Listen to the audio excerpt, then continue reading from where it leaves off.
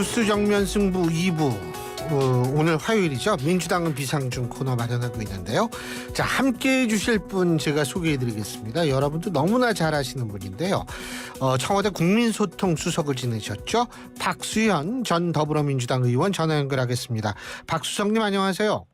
네, 안녕하세요. 박수현입니다. 예, 이제 앞으로 좀 저희 많이 도와주셔야 될 것 같아요. 그죠? 예, 제가 프로그램에 일주일에 한 번씩 이렇게 출연하게 되었는데요. 개인으로서도 영광이지만 하여튼 국민의 눈높이에서 여러 가지 현안에 대해서 말씀을 잘 드려야 되겠다 이렇게 생각하고 있습니다. 사실 박수현 수석님이야 그 객관적이고 합리적인 시각을 가진 아주 몇 안 되는 정치인이다 이런 얘기 많이 하잖아요. 그러니까 말씀도 또 그렇게 근데 이거 진짜예요, 진짜. 전 그렇게 네. 생각합니다. 예. 감사합니다. 네. 자, 이거 좀 우선 그 강제징용 그 문제부터 해결하기 위한 해법 이거부터 좀 여쭤보려고 하는데 간단하게 한번 어떻게 보셨는지 말씀해 주시죠.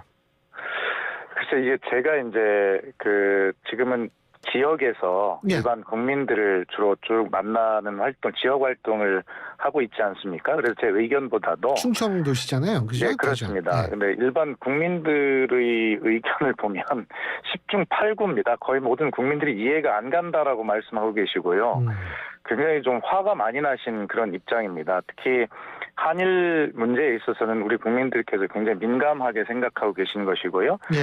그 민감한 부분은 뭐냐면 이건 단순히 반일이나 친일 이런 문제가 아니고요. 우리가 과거사와 미래지향적 양국관계 투트랙으로 가야 한다는 그런 데는 우리가 다 동의하고 있지 않아요? 그런데 미래지향적으로 가는 문제도 결과적으로는 과거사에 대한 올바른 반성과 사죄 이런 것들을 바탕으로 미래로 나아가는 것이지 과거사에 대해서 완전히 거꾸로 다시 돌아가는 이런 상황 속에서 한쪽만 미래로 나아가자고 하는 게 무슨 의미가 있겠어요.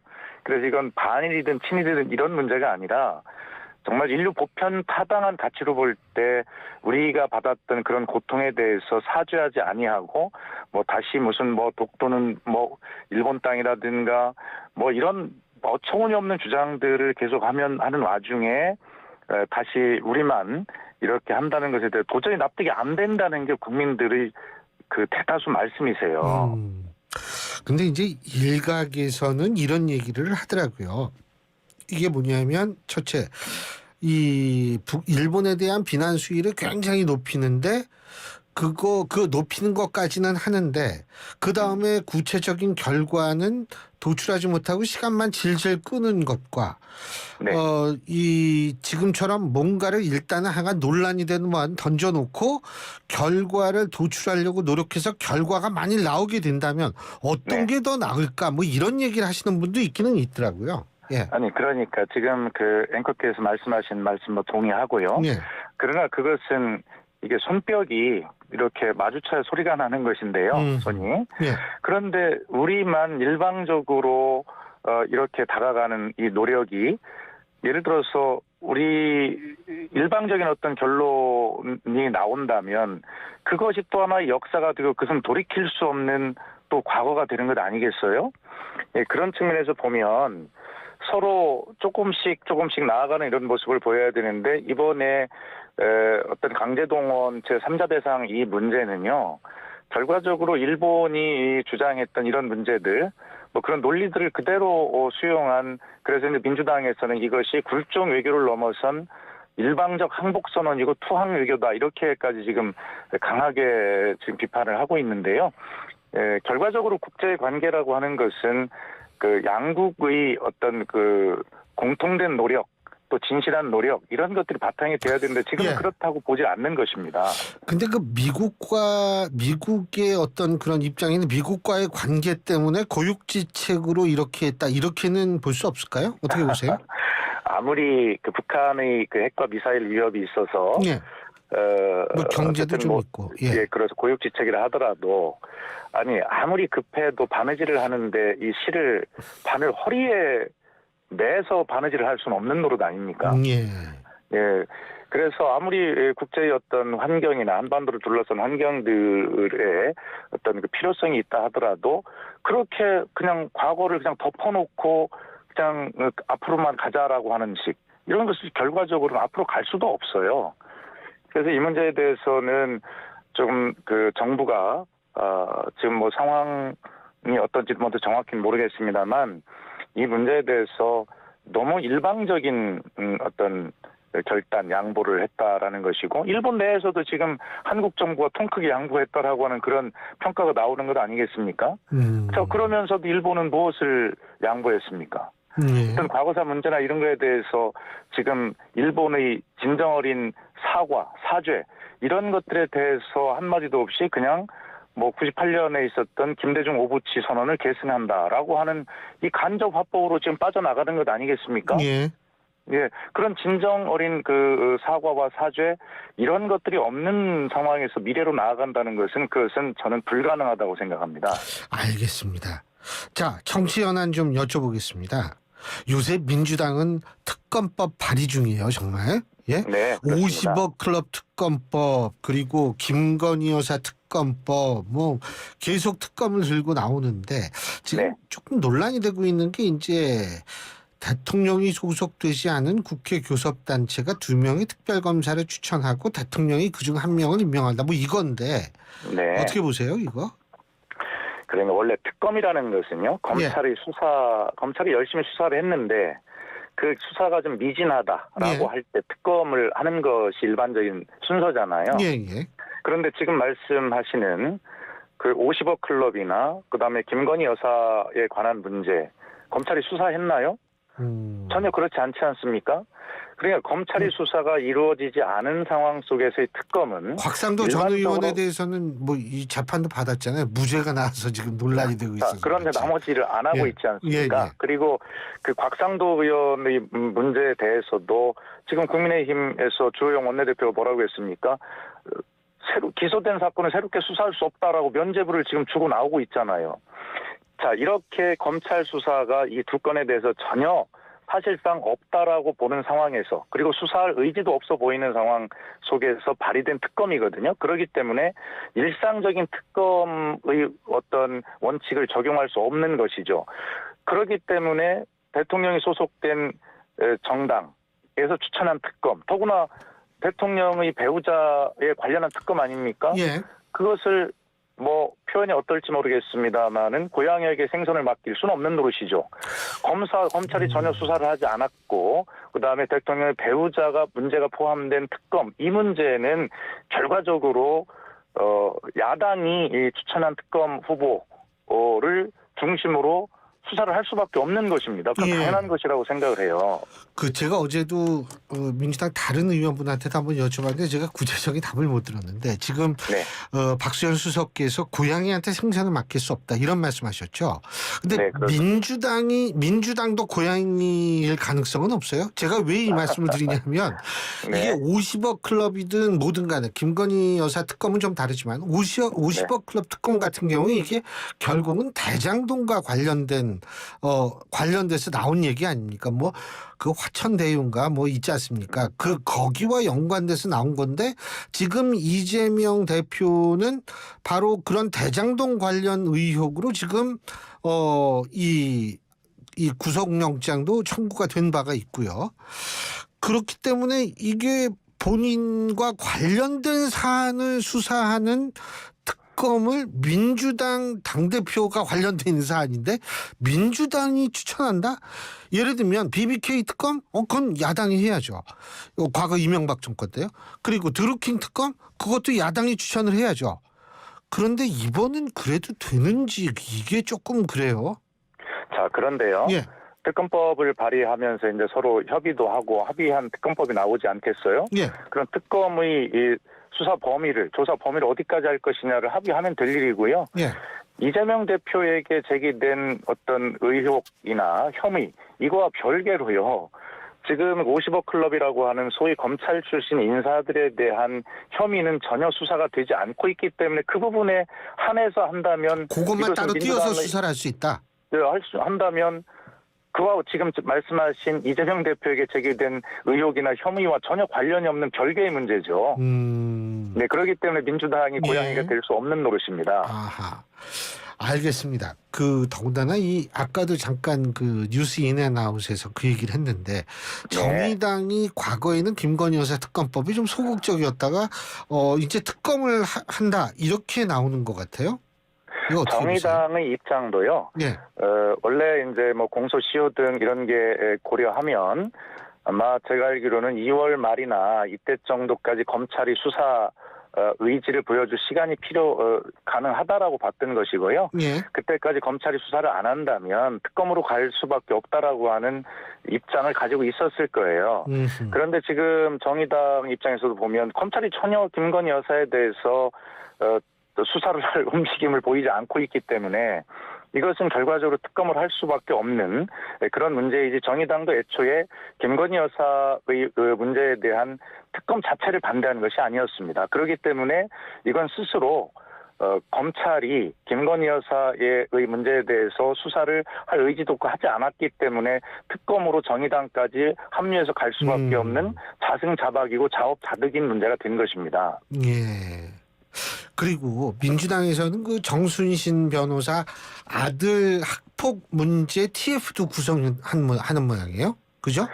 예, 뭐 그렇게 하고 있는데 이 문제가 결과적으로는 저희들은 인사 검증의 실패를 넘어서 검사 출신을 결과적으로 검사 출신들이 검증을 하다 보니 이 문제를 검사 제 식구 감싸기로 봐주는 것 아니냐라고 하는 그런 의혹을 가질 수밖에 없고요. 그래서 인사 검증을 담당하고 있는 법무부의 인사 담당관, 정보 담당관실입니까?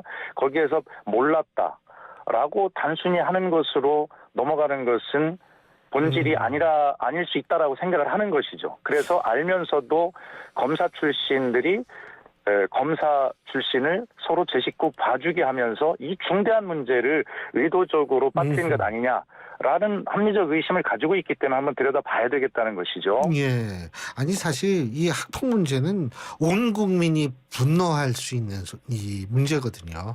저도 그렇습니다. 참 이거 참 그런데 제가 좀 아무래도 박수현 의원께서 이제 청와대에도 계셨으니까 제가 여쭤보는데 이게 과거 정권에서도 이 소위 말하는 검증 실패 이건 뭐 거의 매번 나왔잖아요. 물론 문재인 정권뿐만 아니라 그 이전 정권도 마찬가지고 계속 반복돼 왔잖아요. 네? 지금까지 이게 이어지는데 참 검증이 힘든 모양이에요.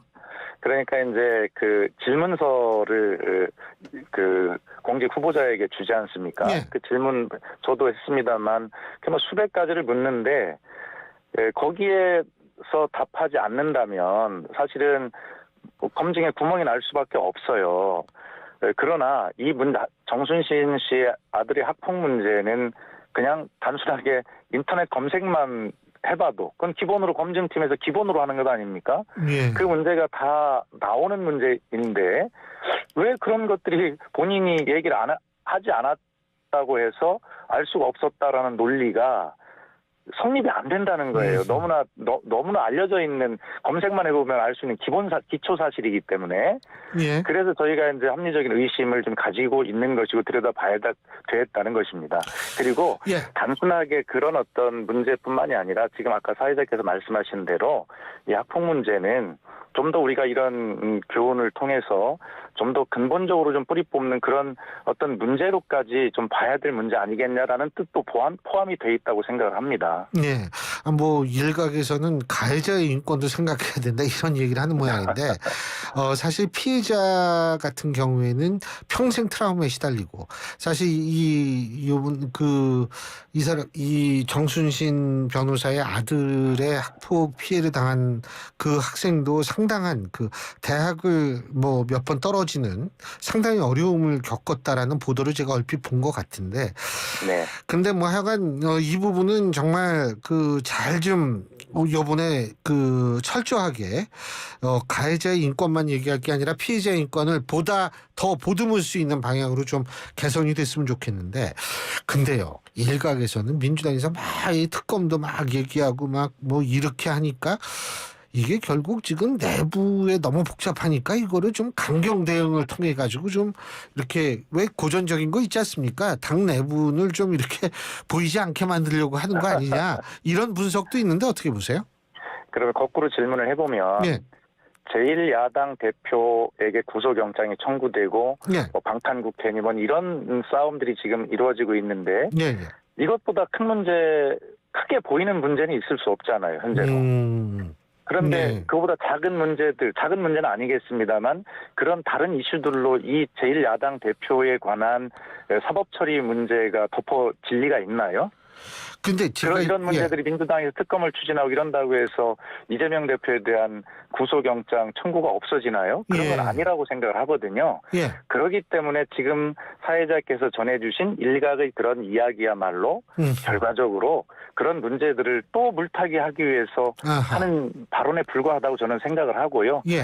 그리고 민주당의 입장도 그래요. 보면 저희들도 어떤 문제에 집중을 했으면 좋겠어요. 민생 네. 문제에 집중을 했으면 좋겠는데 워낙에 산불이 여기저기서 막 나는데 저희들도 그 불이 나는 곳마다 가서 불을 꺼야 될 것 아니겠습니까? 대응해야 되고 예. 예, 그런 어떤 민주당의 입장도 있는 것이고 야당이 그런 역할을 또 하지 않으면 안 되는 것인데 비판을 받을 것인데요. 이제 기승전 모든 것이 민주당이 하는 것은 이재명 대표의 사법 문제를 덮기 위한 그런 물타기다라고 이렇게 프레임을 가지고 나오기 때문에 그렇게 국민들께 그 비판도 받고 있는 부분이 있죠. 그러나 야당의 역할은 당 대표의 문제와 무관하게 해야 할 일은 해야 하는 것이 제1야당의 의무라고 생각합니다. 근데 이제 아마 그런 얘기 하는 쪽에서는 뭐 그 이재명 대표의 사법 리스크도 있지만 요새 그 체포동의안 표결에서 이게 이탈표 많이 나오고 그 이후에 친명 비명 간의 갈등이다 막 살생부 올리고 막 그 개혁의 딸이라는 분들이 막 공격하고 이재명 대표 이 탈당시켜야 한다라는 청원 올라오고 이낙연 전 대표 탈당시켜야 된다는 청원 올라오고 이렇게 복잡한 문제를 좀 이렇게 가리려고 하는 거 아니냐 이런 얘기일 겁니다 아마. 아니 그러니까요. 예. 뭐 그런다고 해서 그게 가려지겠습니까? 근데 그거 지금 이걸 어떻게 이 내부는 수습해야 된다고 보세요? 글쎄 참 이런 민주당의 이런 모습에 대해서 우리 청취자 여러분과 국민 여러분께 정말 죄송하다는 말씀을 꼭 먼저 드리고 싶어요. 예. 네, 더 잘해야 합니다. 지금 특히 이 어떤 국제적인 어떤 이 고금리, 고물가 뭐라고 하지만 우리 국민이 겪고 있는 이러한 고통, 민생의 고통이 굉장히 심하지 않습니까? 예. 이런 와중에 정부 여당이 저희가 볼 때는 좀 여러 가지 좀 실수를 하고 방향을 잘 못 잡는 부분이 굉장히 많은 것 같아요. 예. 그래서 거대 제1야당이라고 합니다. 그래 저희라도 정신을 차리고 국민께 희망을 드려야 되는데 저희마저도 이렇게 분열적인 모습을 보여드리는 것에 대해서 정말 송구하다는 말씀을 먼저 드리고 싶고요. 예. 그러나 정당이라고 하는 것은 그러한 문제들을 극복해 가는 과정에서 더 생명력이 생기고 할 수 있는 문제이고요. 어쨌든 민주당이 잘 못해서 국민께 혼이 난다라고 하는 것은 어쩔 수 없이 저희가 감내해야 될 문제고요.